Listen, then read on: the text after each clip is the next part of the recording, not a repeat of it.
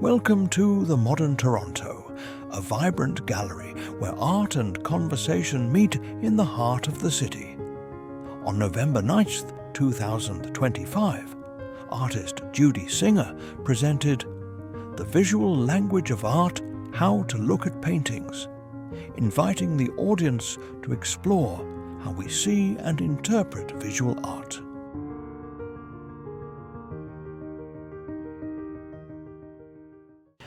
In order to acquire a new language, one would have to study grammar and vocabulary, and with practice, one might eventually become fluent in that language. Art is a complete language, a visual language that requires special skills from us. Today, I'm going to introduce you to some of the basic elements which constitute the grammar and vocabulary of painting, so that you will be able to experience the sensations and nuances which make up an aesthetic experience. Let us consider an important theoretical statement written by the French artist Maurice Denis in 1890. Quote, "It is well to remember that a picture, before being a battle horse, a nude woman, or some anecdote, is essentially a flat surface covered with colors assembled in a certain order." I'm going to say that again. It is essentially a flat surface covered with colors assembled in a certain order. So in responding to the question, what is a painting, Denis is addressing the essential qualities of a painting. The essential qualities of a painting would include the flat surface of the canvas, also known as the picture plane, Plane, color, line, and texture. The term texture refers to the artist's touch, or how the artist puts the paint on. Taken individually, each of these essential qualities could be a topic on itself. But when you put them all together in a painting, we have something that becomes visually complex. All of these elements combine to create a series of visual relationships. For example, if I put two lines on a piece of paper, we can only determine if one is longer than the other line by comparing it to the other one. So it has a relationship to, those two lines will have a relationship together. Also, subsequently, there's a very definite relationship between those two lines and the edges of the canvas or the paper. So really, the edges are the first lines of a composition. So just think of that. Every artist starts with the empty canvas, they have the edges, and wherever you put those two lines, it's going to relate to that edge, okay? The edges are not just the holder of the elements, but a very active and important part of the composition. As the great artist and teacher Hans Hofmann said, the first mark on a canvas is already the fifth mark. Denis refers to the essentially flat surface of the canvas. The flat surface of the canvas, I will refer to it as the picture plane. I'll always call that flat surface the picture plane. Artists create the illusion of space on that flat surface. And let's just look at this very traditional landscape painting so that we can see the different spaces in the painting. Here, in this Titian, which is a Renaissance painting, this is the foreground of the painting. This part here is the foreground. Where the sky is, back there, that would be the background, and a bit of the trees. And this part would be the middle ground. So we have foreground, middle ground, background, okay? So the space in the foreground would be the space in front, that would be in front of the picture plane. Okay, and this middle ground would be the picture plane, and this would be behind. So can you see that three-dimensional space set up?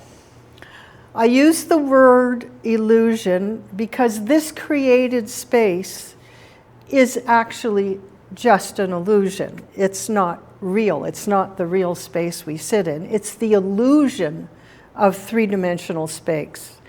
The marks on the surface of the canvas are conflicted in that they are on the surface. All the paint is actually on the flat surface. And yet it creates, these brushstrokes create in a space, the illusion where they're sitting in a space. This particular tension, this spatial tension, is between the elements in space and elements on the surface, is probably one of the most important relations in painting. Depending where you look at any given moment, what appears to be sitting on the surface can, in the next second, appear to be floating somewhere in space. Again, it is all relative depending on where you look. Hans Hofmann called this constant shifting in space push and pull. It's a very famous saying that he talks about the push and pull. So let's go back in time and go through how this evolved into modern times painting. So we're going to start with a Renaissance painting. This is called Titian, The Worship of Venus, done in 1518. And let's just check out how space is created. So we have all these little figures in the front, and you know that because these figures are one in front of each other, they're overlapping, and they get smaller as they go back in space. So you get the feeling of things in front of each other, behind each other, and further off in space. Plus, we have the sky, which is that would be the furthest away in space. And then kind of we have these trees, which are in the middle portion of the painting. So he creates space by diagonals, putting in diagonals. Things are in the front part of the plane, and then things are in the back part of the plane. But also, how does he keep all this together? He puts emphasis on the edge of the painting. So we have these little cherubs at the top of the painting, which we know are in front of the tree. So what happens is this part, the tree, which we know is way further back, is brought up to the top edge of the painting by where he's placed them, so that he stops your eye from always going far back. Okay, we know we can go far back here, but if you look at the treatment on the edge where he has this, and these cherubs are in front of the tree, and we know that that is behind. Also, what he does with the edge is he has this figure, this vertical figure, also rhyming close to this edge. So your eye can go around, but it comes back down again. What happens is your eye is stopped here. We have this figure here, which brings our eye way back down here to this figure. And then we are back in the foreground plane. So the other thing that I like to show that he does is this little tree here. If you take your finger and take that little tree out so that you can't see it, you'll see that the background and the foreground fall apart. It's too far apart. That little tree there is a focal point. You don't even know it's happening. And that focal point stops your eye from the painting pulling apart that way. Also, it's on this where the landscape ends. So we have the feeling of a horizontal line dissecting the painting right here, and it keeps your eye from separating out from the work. Also, you'll see that there is some space created down at the bottom so that these cherubs don't feel like they're falling out of the painting. And again, that lower edge of the painting holds it into the space, okay? Otherwise, all those figures would be falling right out of the painting, okay? Let's go on to the next one. This is also a Titian called the Venus of Urbino, done in 1538. And again, we have this figure in the foreground plane, and then we have these figures way in the background. But then we have this curtain, which is kind of in the middle ground of the painting. So we can go from foreground, middle ground, to background. But also we have these vertical lines which bring us back to the front of the painting. Like he's trying to keep the spaces from falling apart. And also you'll see here we have a plant on the windowsill which keeps your eye from going out the window. So your eye stops there, bringing all this back. Also we have warm colors. We've got the red of the skirt here and the red here. So your eye wants to read those two together, bringing those two spaces together, okay? Because does everybody see that? How that brings us back into the foreground space here. There's very subtle modeling in this figure. It's important to see this because I'm going to show you something else that doesn't have this kind of modeling. But this nice modeling, it's called chiaroscuro. It just means modeling from light to dark. It's the Italian word chiaroscuro. And it gives it lots of three-dimensionality. And she's in the foreground plane, and mostly we have this horizontal here, which keeps us in the foreground plane, but plays with the background space here. Now let's go forward one more slide, and I'm going to compare this to the next painting, which is the Manet done in 1863. And this is Manet's Olympia, which was based on the Titian. Okay, pardon? Yeah, this was very famous. We hadn't seen this for a long time. Yeah. Now this isn't a great reproduction, I'm just telling you now. But here we see a whole different thing. Here we see Manet starting to work with the elements of painting that I talked about before. They're not hidden so much. So he's part of the Salon de Refusé in 1863. And here you'll notice there's quite a bit of lack of modeling in the figure. When you compare it to the Titian, which was very rounded and very full, here you get a flatter figure. So the way he creates that is by having the darker outline around her. But this is quite high value. It doesn't have a lot of modeling in it. She's quite flat, like a cardboard figure. She doesn't have the three-dimensionality, although you read her as three-dimensional, but not as three-dimensional as the Titian. And also, you have these two areas behind her which look like they're just, painted right behind her. You don't have that feeling of there's lots of space behind here. And of course it rhymes with the space here. Also, this figure is not way back and behind like the other one. They're in the same space. They take up the same space together. And she is painting, looking forward at us instead of looking out the window, which would take you out. So bringing that foreground and background together and making the space not as deep is a very modernist thing to do. Here we have a very famous Manet, Luncheon on the Grass, done in 1863. I bring this one not because I love the painting, because I think it doesn't work really well, but he's like it's like he's grappling with the old kind of space, the three-dimensional space, but he's got a more modernist treatment of the figure who doesn't have a lot of modeling to her. She's quite flat, and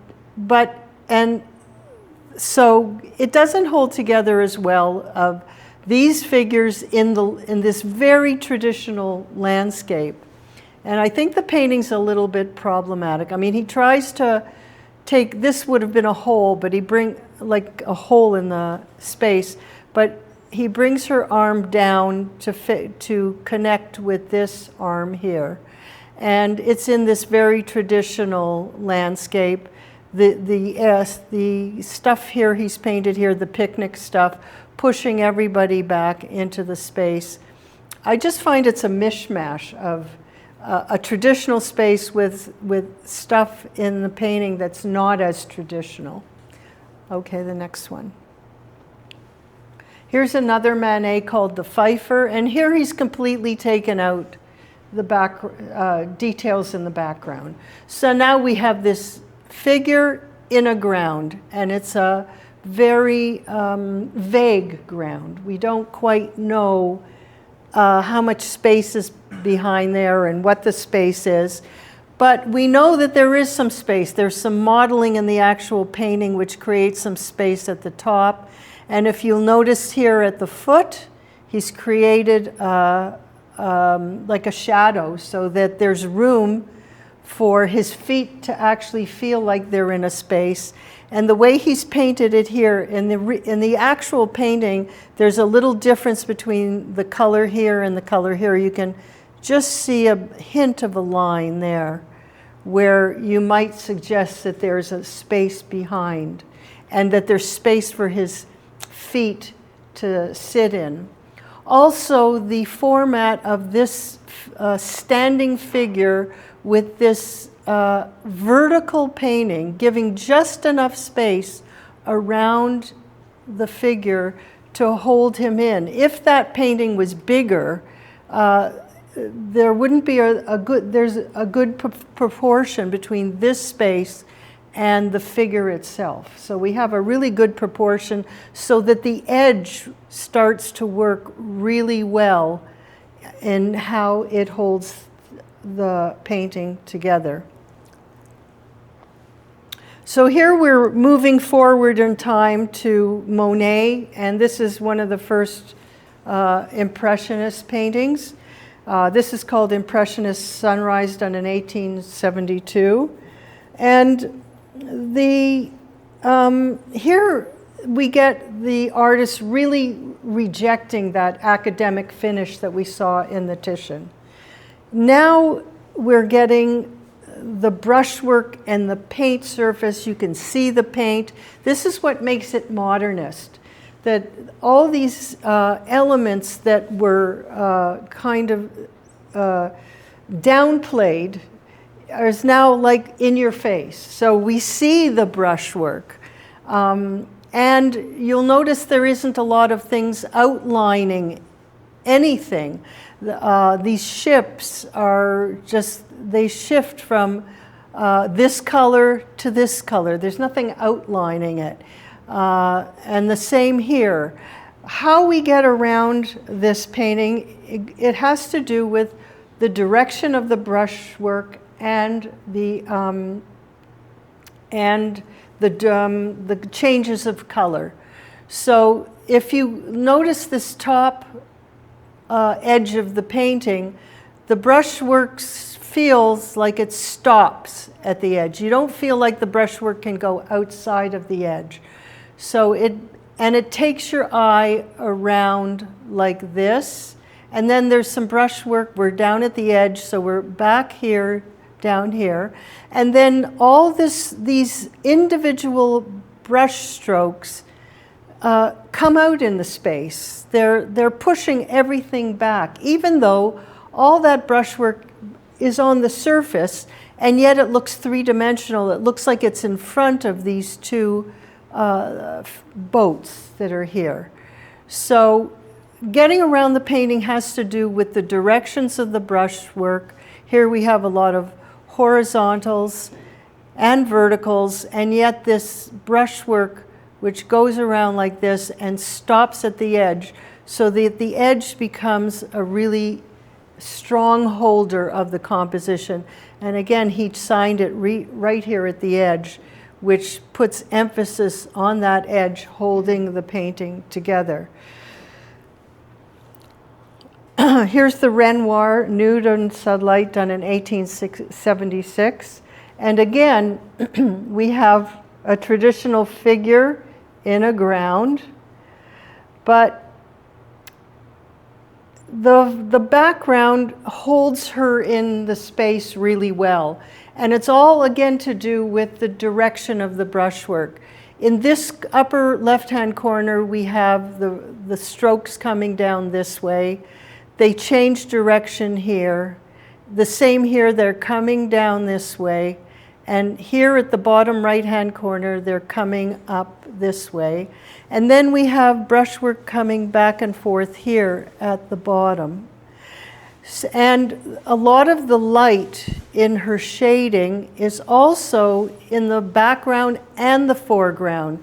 So it brings her close together back and forth. It's not like she jumps right out and the background is behind her. This background kind of comes forward and envelops her in the space. And again, there's this perfect amount of space around the edge where she is standing in relation to the edge of that painting. If there were more space, she wouldn't be the focus. There would be too much space around her. So there's a perfect amount of her figure and how it relates to the edge. And you know how I talk about how the edge of the painting is so important to holding things together. Okay. And here we have a Cézanne, Mount Saint Victoire, done in 1886. And here we see a furthering of this idea, where we have this landscape and we have a tree. And the space here is really interesting. You'll notice that the tree is in the very front of the painting. We know that that is in front of all of this. And yet when we go up the tree, the leaves, the branches of this tree are in the sky, which is the furthest most part that goes back. The sky is way in the back, except that the tree is bringing all that forward, and this edge becomes very important because these, the brushstroke and the trees branches stop right here. So you read up the tree and you're brought forward in what would be the most furthest part back in the space starts to come forward. You do read it, if your eye goes back here, you read this as a very far space going back where the mountain is very far back here. But here's what he does here. He brings the tree branch here up to the upper edge.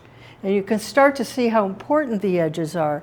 And here also we have branches here, but this is coming from another tree that's out here, okay? That is not part of that tree. So again, when you read this, your mind knows that it's coming this way into the painting. You come up the side here, but you read it this way, and it puts a lot of pressure on that edge to hold the painting together. So there is a lot of push and pull in that painting. Okay. Next one, yeah.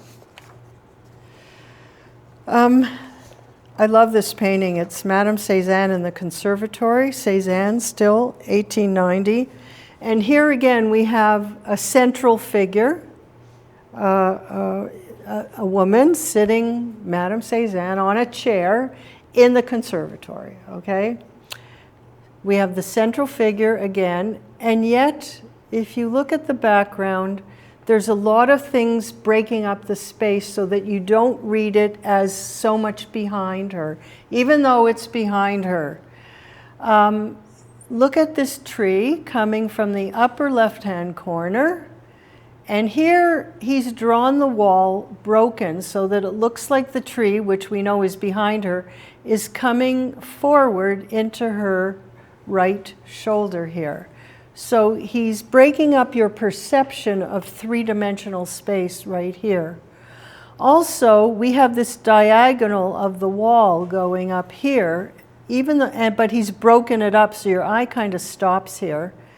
It keeps on going, and we can't go out the painting because here we have a very strong vertical. These plants are cut off here, the flowers, and we have a vertical which makes this edge very, very strong in the painting, okay? So you don't go outside the painting, you come back into the painting. As you go down here, you come around to the bottom, and you have these beautiful ovals of her arms and her tilted head, and you'll see the painting in her face is very similar to the background. So that there, again, he's taking away this perception of her way in front of the space. It's a way of bringing those two spaces together, that face and the same kind of painting. Even here, if you look at the cheek, there's the way it's painted here and the way the cheek is painted. It comes together there. Also, Cézanne left some unpainted areas. You see there's no paint there and there's no paint here. And when that happens, for sure, you're aware of that flat surface of the canvas. The other thing is that she's not dead center. She's a little bit to the side. It's not like up and down. An amateur artist would make it straight up and down like that and straight in the center of the painting. But because Cézanne was Cézanne, he was able to create a lot of tension in the painting by not making it balanced, okay? But writing the balance. If you leave it unbalanced, it's unbalanced. But somehow you have to come back to balance. So the challenge is, how do you balance something that's so unbalanced? And that's what creates the feelings of great art. They're not totally balanced, but you want the balance, okay? This is another Cézanne called Bridge Under Trees. And here we have Cézanne. This is a watercolor. He hasn't painted the tree, or he's painted around the tree. So you would think that because the tree isn't painted, that it wouldn't read as three-dimensional. But it reads to me as a very three-dimensional tree. Like this part of the tree is very three-dimensional, and yet he hasn't painted it. He's painted these little planes of watercolor around it. Even here, the rocks are not painted. So he's completely done a reverse in creating form by painting around the form and making this three-dimensional, even though he actually didn't articulate three-dimensionality by the brush strokes alone. Okay, so there's positive and negative space that are confounded, what I would say is confounded. This is a Matisse called Woman with the Hat, done in 1905. And this was part of a series, a time of fauvism, which means wild beast. It's just for a couple of years that they did these paintings. And the wild beast, the fauve, refers to the violent use of color and brushwork and distortions of form. Here we have very acidic colors. And color is not just a definer of form, but it becomes something that the artist uses for its own abstract pictorial ends. So you have all these wild colors in the hat and wild colors here on the bottom. And it suggests that there are flowers and things in the hat, but there's changes of the color all over the place. It doesn't quite define what it's defining. Here we have a plane in itself of this very acidic green, another plane of this blue, and that activates the space behind the figure that's sitting there, bringing these two spaces together.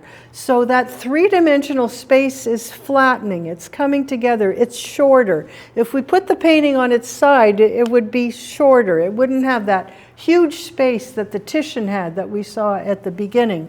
So remember that the modernists are more, they're starting to play around with the space, less three-dimensional and more the space of a canvas, okay? So color is not just a definer of form, but the beginning of using color for abstract pictorial ends in itself, okay? Now we go into the next stage, which is Picasso and Braque and Cubism. And here we have Les Demoiselles d'Avignon, done in 1907. And here we get the figures and the ground completely in the same space pretty well. I mean, this background is broken up in such a way that it doesn't look like it's very far behind. So the space is really flattened. And he puts into question the background and the foreground. The Cubists have kind of a pictorial logic of their own. And so we see these figures as holding into the background and being almost the same as the background, only he's colored them as figures. Okay, this is the part of Cubism called analytical Cubism, which goes from 1909 to 1911. This is Picasso, Majoli, which he's put right there. And here we have very small little planes that are under and over connecting. Okay, so we see some of these planes are in front, and here's some that are in the back. But if you put the painting on its side, the space is really compressed. We don't have that really far space. The space is very shallow, and it's mostly in the front part of the picture plane. So it would be mostly in, this is the picture plane, mostly in front, okay? This is what I would call an invented space. The Cubists call it invented space. It comes from the canvas rather than the space that we sit in. So their inspiration doesn't come from the space that we live in. It comes from the actual flat surface of the canvas. They're making it up on the canvas, not being inspired by the outside world, but working on that flat surface of the canvas. And so this is the inventive space, and it focuses on the entire surface. And sometimes these little planes, which are parallel to the picture plane, they're parallel, but sometimes they tilt. And sometimes they're open. And you'll see there's not a lot of color in it so that it holds together. If there was a lot of color in it, they would break apart, okay? This is Braque, done in 1913. This is called Clarinet, and this is part of what, if you read history, they call it synthetic cubism, which happens between 1912 and 1914. And here we have larger planes and the opening up of the space. So, and here we have something called collage, which means pasted paper. It just means pasted paper. So we have pieces of newspaper, pieces of wallpaper that are pasted on. But let's read the space, the hierarchy of the space. We know this plane is in front of that one, and this piece here is behind. Okay, can everybody see this? And then we have this, And this is behind that. So we have a hierarchy of in the front, and then this piece, and then these two behind. But of course he's going to play with that. Yeah. Here we have some drawing where he's got a clarinet, and this drawing is broken up right here. It's not a straight line into the bottom of the clarinet. It's like the clarinet is right in the front, but this part of the clarinet is behind. And we have this kind of oval suggested to hold it together, and yet to marry it to the edge, we have this line which doesn't quite go to the edge, but takes your eye to that upper edge. And then we have this here, this section here, which anchors it to the bottom of the edge. Now, depending on where you look, this push and pull changes depending on where your eye is, okay?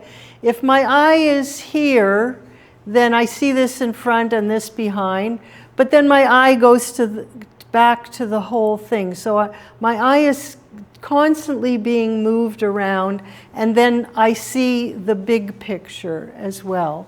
So he's really playing with that space, but it's the space of the painting. It's not the space that we sit in. So this is what we call the modernist space, where they're working with the elements of the painting. Okay. I brought this because it's part of history. It's Duchamp, The Fountain, done in 1917. It's called a ready-made. He found, obviously, a urinal. He signed it and declared it as a work of art. For me, this was 1917. It doesn't have any aesthetic interest for me, but what it does is it throws the received definitions of art into doubt. And it's meaningful as dialogue. Is it art? Is it not art? We could talk forever about it. And it's part of the Dada movement, which was a reaction against World War I. For me, it's the spirit of protest. And here we're getting into surrealism now. This is called automatic drawing, done by Arp in 1916. And it's a precursor to surrealism. So what is surrealism? In 1924, a bunch of artists who said they wrote something called the Surrealist Manifesto. And it defines surrealism as, quote, pure psychic automatism, corresponding rather closely to the state of dreaming. So what basically they're interested in is the unconscious, about expressing the unconscious using the means of making art, but doing it in the unconscious way, like channeling kind of. So here we have this drawing of art that looks very random, and yet, there's still, we have to figure out where it goes here, and he still was concerned with how it fit in the edge and the push and pull of the painting. It's still there. I show this because this is Dali, Persistence of Memory, done in 1931, and this is a different stream of surrealism. It's not my favorite stream, and I'm allowed to have my biases. But for me, he uses shock value as the appearance of innovation. When you look at it, it's a very three-dimensional space. We've got this stuff here in the background, and we've got a foreground, and then this stuff in the middle ground. And these clocks that are, dripping over, and we don't know what this figure is. And for me, it doesn't quite hold together. The space is very three-dimensional, and I'm not so sure that the images are deeply felt for him. It's kind of copying what might look as surrealist. That's just my bias, okay? And I'm giving a lecture, so I'm allowed to have the bias. Anyways, to me, let's go forward. The real surrealist would be Miro, Birth of the World, done in 1925. This is quite a large painting. And here is Miro with imagery. If you look at lots of Miro, this is very typical Miro imagery. I think it's deeply felt imagery for him. And here he's drawing on accident, which to me is the automatism of surrealism, where he lets the paint drip, okay? This is pretty new stuff in 1925. So we have this imagery which let's talk about the push and pull. We have this sitting on the surface, and yet we have this very spacious background. And then how does it relate to the edge holding that painting together? So we go from reading the images, the solid images, which could be floating, and yet if you look at the back of the painting, that background comes forward and pushes all this backwards. So your eye is going back and forth all the time, and of course the edge holds the whole thing together.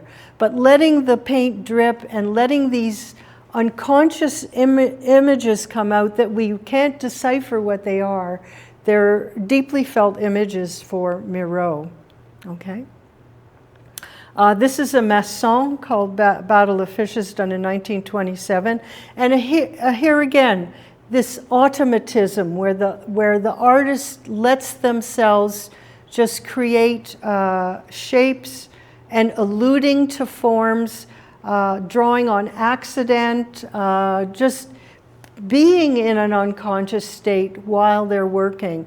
These areas actually he used glue and dropped sand on them, some of them, and we have the push and pull between the drawing here and then these blobs here, and you get this nice push and pull happening with it, okay? And here we come to Jackson Pollock, number 1, done in 1948. This is a very large painting, 67 inches by 104 inches.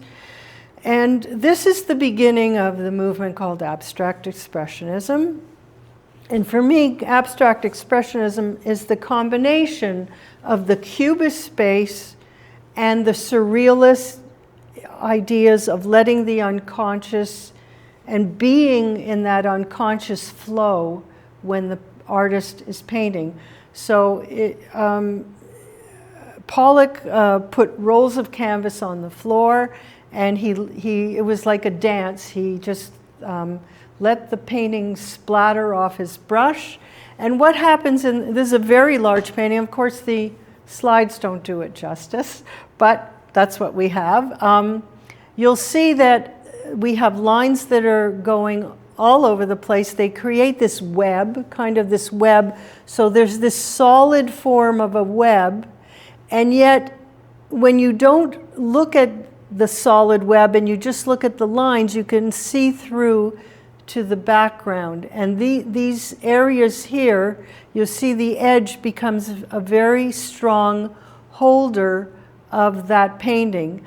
I don't feel like I can go outside of the painting because look at how that drip is at the side of the painting. Here even some paint at the edge, which keeps your eye from going out. You're always reminded that that edge is holding this web of splattered paint together. It reads as a solid web or as something that you can see through. You always see the background surface of that canvas there. And that's, for me, this is the combination of the cubist space and the surrealist automatism. So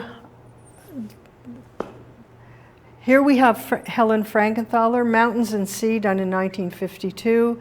And in 1951, she goes to Pollock's studio and she sees him, his paintings that he's done, and she's greatly influenced by him.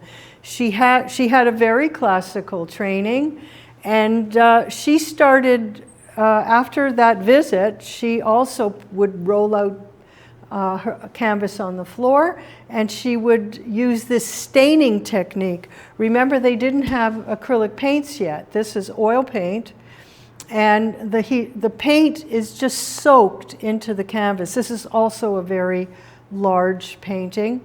And so we have areas of raw canvas showing through, and yet we have these shapes here which can read as cubist shapes in a way. They read as shapes, and yet you read them, you can look at the whole painting as one space, or you can go from place to place, from plane to plane. And we've got these beautiful paint handling where the paint, it seems to be part of the canvas instead of just sitting on top of the canvas. So the canvas becomes positive and is associated with the flat surface, and it unifies the space. Okay. This is a Kenneth Noland. It's called Drought, done in 1962. And this is part of a series called the Target series. And here he uses the center as the ordering device of this painting. And also, a lot of this is also stained canvas. So the colors are stained onto the canvas, and yet some of the rings of the outer rings are painted in a hard edge, and some of them are soft edge. So that it feels as if you read it as one image, but then you go from ring to ring to ring, and then you read it, how does it relate to the edge? And it's interesting because it's right in the center, and I think I said before, the center is a very difficult place to be. It's the most settled place. But you'll notice as he goes to ring to ring to ring, it's different everywhere. Even around here, the drawing is not hard edge all the way around. It's like he changes the touch of it. We've got open spaces here. We've got these very soft space. So we read it as a single image, and then we read the image and how it relates to the edge as well. And the square is really hard to work on. It's very, what's the word? It's even all around. So it's difficult to get it to be interesting. Next one. Here we have an Alinsky. Unfortunately, these slides do not do anything good for the Alinskys. This is a large painting called Pink Alert, and he did this in 1966. And what he wanted to do was to create color that was in the air. So he didn't want it to be a solid thing. He wanted to be space. And he started using spray painting. So this is all sprayed. What you can't see is the different layers of paint and how subtly these areas, this area is different from this area and this area, different shades of pink. But he always usually puts this painted edge in, and here it's right on the bottom, so that your eye stops. Now, if you can take that bottom edge out, like here, with your eye, you'll see the painting will just fall out the bottom.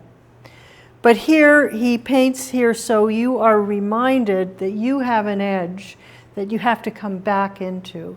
And also here, instead of painting that right at the edge, it's as if that space comes behind, but comes up again at the edge. Okay? You have to see them. They're beautiful in the space. But just so you get the idea, okay? And the last painting, which I love talking about, is Hans Hofmann. This one's called Memoria and I Turned, done in 1962. And here we go. We have the bare canvas at the back. He's painted all this area here. And you might notice that this lower left-hand corner, he's left unpainted as well.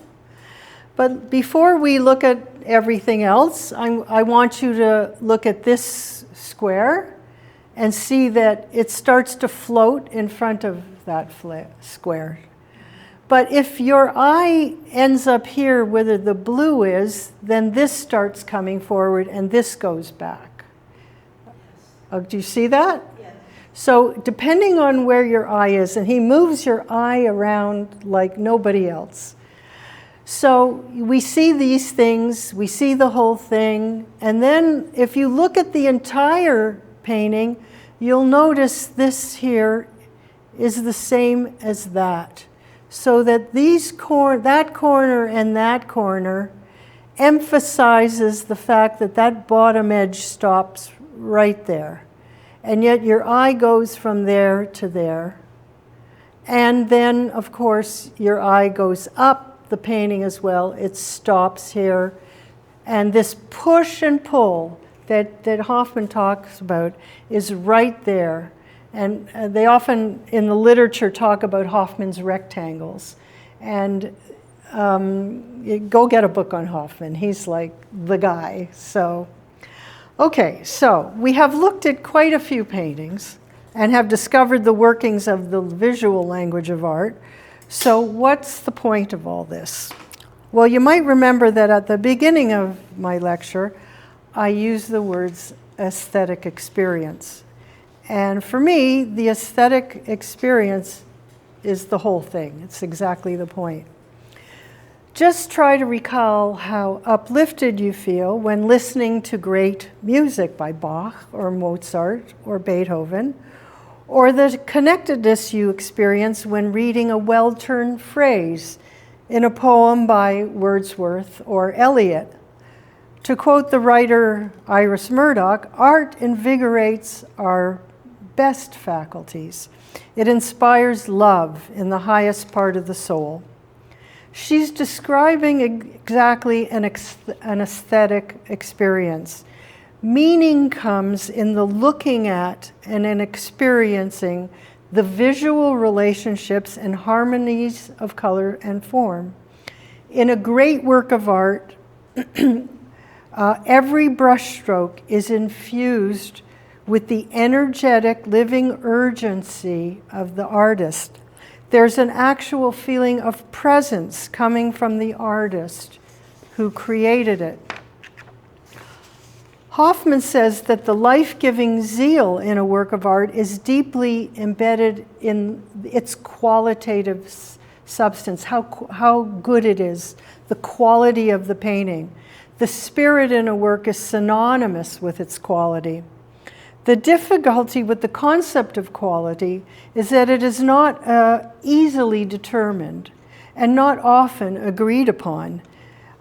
T.S. Eliot alludes to a definition of quality by referring to the intensity of the artistic process, the pressure under which this fusion of considerable complexity of detail happens in a particular medium.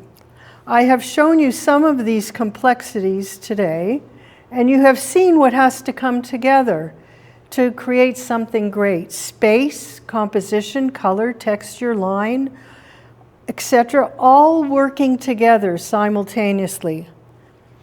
Without the past of art and without the need and compulsion to maintain past standards of excellence, such a thing as modernist art would not be possible.